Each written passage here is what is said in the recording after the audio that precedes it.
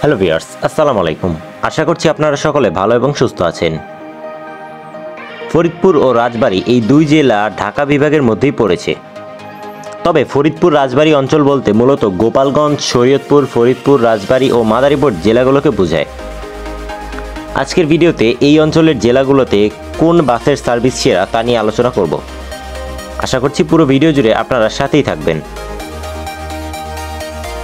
প্রথমে আসা যাক পদ্মা নদীর তীরবর্তী জেলা রাজবাড়ীর ব্যাপারে। ঢাকা থেকে রাজবাড়ীর দূরত্ব 137 কিলোমিটার।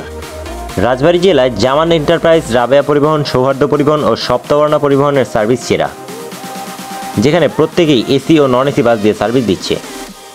এছাড়া হানিফ এন্টারপ্রাইজও এই রুটে নন এসি বাস দিয়ে বেশ ভালোই সার্ভিস দিচ্ছে।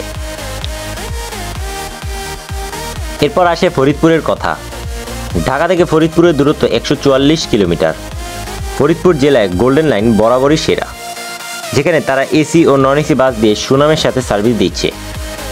তারপর আসে পদ্মার তীরবর্তী আরেক জেলা শরীয়তপুরের কথা।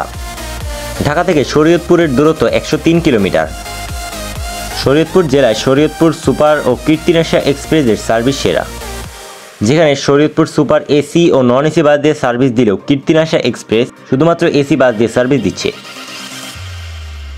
মাদারীপুর। ঢাকা থেকে মাদারীপুরের দূরত্ব 218 কিলোমিটার। মাদারীপুর জেলায় সার্বিক পরিবহন ও সোনালী পরিবহনের সার্ভিস সেরা, যেখানে এরা প্রত্যেকেই নন এসি বাস দিয়ে সার্ভিস দিচ্ছে। সর্বশেষ আসা যাক গোপালগঞ্জের ব্যাপারে। ঢাকা থেকে গোপালগঞ্জের দূরত্ব 231 কিলোমিটার।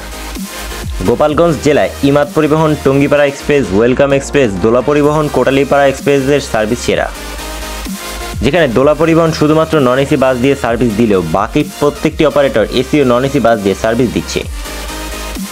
তো এই ছিল আজকের ভিডিওটি ভালো লাগলে ভিডিওটিতে একটি লাইক দিয়ে চ্যানেলটি সাবস্ক্রাইব করে পাশে থাকার অনুরোধ রইল।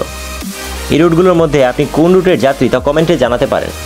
এতক্ষণ পর্যন্ত সাথে থাকার জন্য সকলকে ধন্যবাদ।